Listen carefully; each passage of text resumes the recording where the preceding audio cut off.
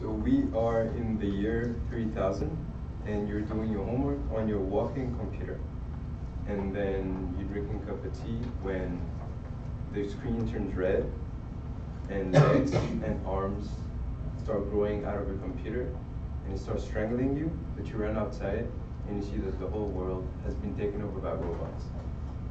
So I believe that in the near future, as we become more interested in developing living robots, that they will take over the human race.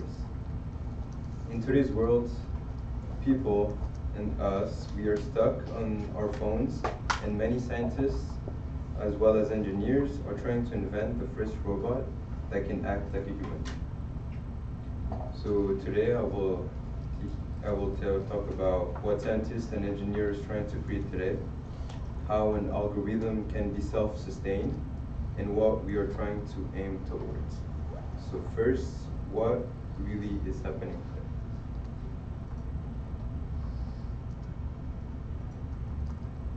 So today, scientists are looking for a breakthrough. As you may know, we're in a world where many people are trying to create the next step of the human race, or next step in technology. And so every day, new ideas are being created. So humans are being replaced in jobs because robots are cheaper labor than humans, and they're more efficient, consistent. And so, as an example, let's say you work in a car factory and you want to create more cars and make them more efficient, then you wouldn't hire humans, but you would hire robots to do the work. And so that is why they're taking our jobs. So computer systems, they have a powerful algorithms that are in place.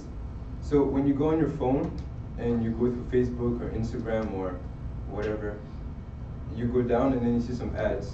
And let's say yesterday you were talking about maybe you wanted to buy a new phone, or you wanted to talk about camping, but then you look through your phone and there's an ad exactly on what you talked about. Well, that ad has been created using an algorithm. So that algorithm started with the internet, and so every time you search for something on the internet, that algorithm expands, and so it knows what each and every person does and thinks about.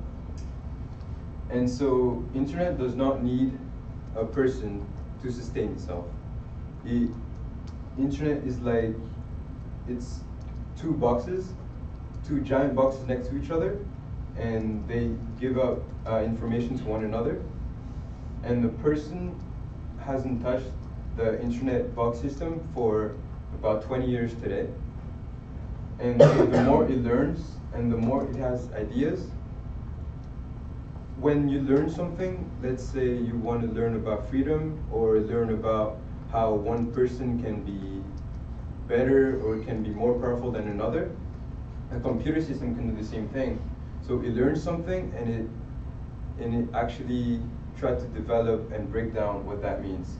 So a scientist created an algorithm using a computer that when you put it inside a machine that has legs and you connect it to its power system, it can actually learn how to walk.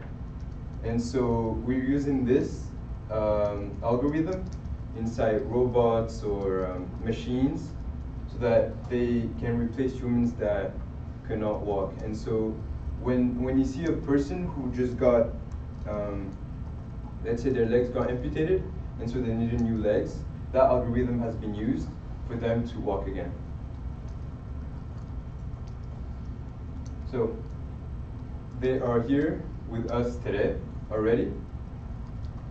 Some robots are already created, but they are not shown to the public. They are actually hidden in the military bases throughout the world. You have, most of them are in the United States or China or in the Arabic countries. And so millions of dollars are given to the army to create these machines. And this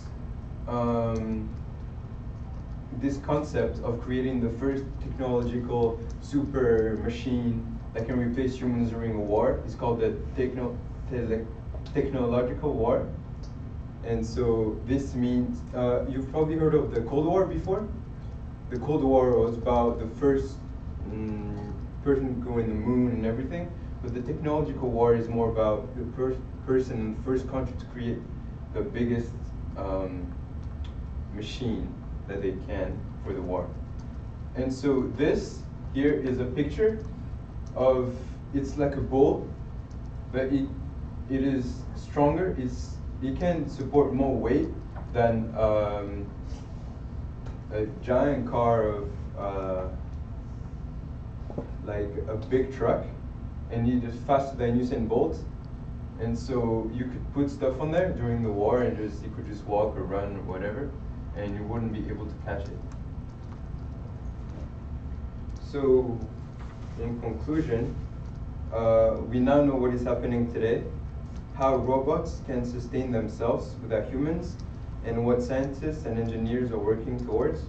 So next time you do your homework and notice that the screen is turning red, don't wait for it to turn into this, or let the arms and legs grow, and please run away from it.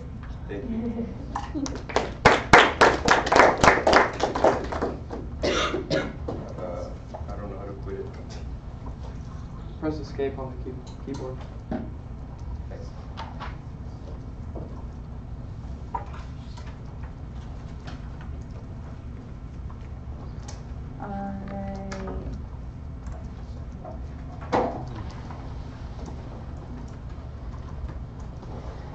Alright, so everyone knows when they present next.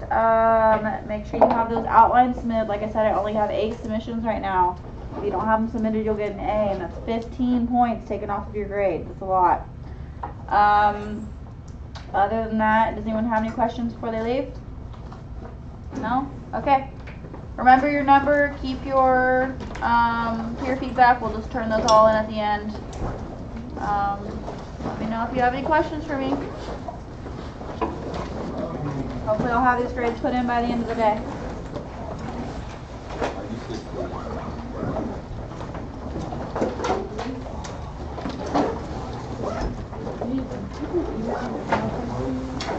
They did, but if you don't have to, if you don't want to. They just did that so that they could open it up here. Thank you. So if you want to, so that you have another form in case your flash drive is forgery, you can do that. 8 hours. Someone did it last class, so yes, it does. But I don't know how to work the Google Docs, so if you don't know how to do the presentation stuff on that, I don't. So, okay, perfect. So I didn't come to the thing last class. Yeah, you didn't come to the meeting? Okay. Because I thought it was yesterday. You thought it was yesterday. Okay. So, the unfortunate thing is that if, hold on, let me make sure that they don't even. Do you guys need anything from me? Yeah, I just missed my appointment. Sorry, I said. Oh, okay. Then we'll just wait. So the unfortunate thing is, if you didn't have any sources actually, Connor, you two should be okay because you guys didn't have any absences anyway, so it won't deduct from your grade. Just make sure you don't miss any more classes. I don't plan on. Okay, and if you have any questions about your PowerPoint, your presentation, you need to come talk to me about it because I'm not going to give you any leeway for your actual presentation. So make sure you have your sources and your time requirements and all of that. Okay. And your PowerPoints. All right. Make sense? Yeah. If you want to send me your outline, send me your outline and I can look it over. And if not, then I'll just give you the grade that you have on your outline. All right. Okay? Good job, guys. Okay, so the unfortunate thing is if you would have came to me and talked to me, I would have been able to tell you that you have sources on your presentation because you didn't have any sources. You needed 5. So that's kind of the downfall there. And I did tell you and post and emailed you guys, told you what days and times that you were supposed to go. So you're going to take a pretty big hit for not having sources because technically you should get a 0 for not having any sources. But I'm just going to take off deductions. And I'm pretty sure that you already had 4 absences, so that brings you down to 6. So That's 40%. so we need to sit down and talk about it and see how we can work this out to make it possible for you to pass the class. But I'm not 100% sure because you didn't bring me any sources today, and that was one of the requirements. So What if I put them inside the Dropbox? Yes. Do you have sources? You just didn't cite them? I do have sources, but I didn't cite them. Okay, well you need to cite them, so you definitely post them and put them in my Dropbox. And So should I just send it as a separate email? With the yeah, things just on it? email it to me, and that way I know where your sources are. Put it at the end of your outline, because technically if you're using other people's information, you should cite it, because if not, there's plagiarism there, so, okay. And I would suggest coming to my office hours either Wednesday or Thursday at noon. Noon? Yeah, Noon is 12, right? Yeah, 12 to 1. So I would suggest coming to my office hours so we can discuss how to fix it. Alright, Okay. thanks. Yep. Who's next? Mario. What do you need from me? You said, is Google Docs cool or? Yeah, you can use Google. I don't care how the presentation gets up there as long as it gets up there. Okay. Yeah. And then I have another one. I'm trying to think. Meanwhile, while I'm thinking about that, go ahead. I was asking about the sources, because that's the only thing I have to, like, I've finished my whole outline, I just didn't put the sources. And I saw a lot of people like verbally, do I have to verbally like tell them sources as They well? got taken off a lot of points for that, so yes. And I have to verbally cite all 5 sources. You have to anytime that you're using information that is not your own, you should verbally cite them, and if you have a source in there, you should probably be using it in your presentation. So technically, yes, you should verbally cite all 5. All 5. But you can, it's not that hard. It'd be like from so-and-so's paper about such, they said And this. then another thing, like you said, all 5 have to be academic journals, but like most of them, like my presentations, like from like They just have to be Forbes, from like the New York Times. Yeah, and- scholarly, those yeah, those are fine. those are Like fine? newspapers and stuff are fine, as long as it's not from like BuzzFeed or oh my gosh. No, you told me this robots are before, I'm not cool. gonna take Yeah. it from websites like that. Those Yeah, are like crappy my ones. stuff. Things that are academic and credible, because if you don't use a source that's credible, that takes Mhm. away from your credibility. Good? I think that's it, yeah, thank you. Okay, let me know if you have any questions. Yeah. Don't we have to print those out and give it to you? Sources? The PowerPoint, the sources? Our sources? No, that you just put them at the end of your outline. Okay, I did. Did you already do that? Yeah, because Yeah. that way we can save a little bit of paper. Yeah, I think you'll be fine. You just gotta practice your timing, because I know that you struggle with that sometimes. Because you either talk too fast or too slow. Yeah. So practice and make sure that doesn't happen, especially with the PowerPoint up there. That's gonna change things around a little bit. Don't forget, like me either. I mean, hey. Yeah. Make sure you cite your sources in your presentation. What was that? Was that your other question that you had for me? Yeah, also, so I was gonna go to Google Docs. Is it gonna work the same as like, cause you got yours from like actual Office and PowerPoint? right? Yeah, it should download normally. I don't know how to use Google Docs, but I'm assuming this is going to work the exact same as it is on your computer. Okay. So even if, worst case scenario, we get up there and it won't download as a PowerPoint, you'll just scroll through them. I'm not too worried about that part of it. I'm more worried about the information that you're giving me. So if there's a little bit of a tiff with your PowerPoint, I'm not gonna like deduct a bunch of points from it or anything. Like, I probably won't even deduct any points. I'm not gonna say I won't, because it depends on how crazy it is, but you should be fine on the PowerPoint. Just make sure it's up there and good to go. Alright. Is that it? Think that's it. I don't know. I'm still a little nervous. I'm getting nervous. Man. Well, stop getting nervous. Dentists are. It's like, I'm just getting scared. 9 minutes. Jeez. I know. It's not that bad. I think I just did something wrong over here too. I was like, I didn't pay attention. I'm on 1, and I was supposed to do a 2, but I did both once. Had a dummy moment. It's fine. As long as people get their feedback back so they can do their peer edits and stuff like that. Okay. I don't know. I might disagree with you because, like, I'm being honest with you, I haven't practiced yet, and Yeah. I'm just kind of.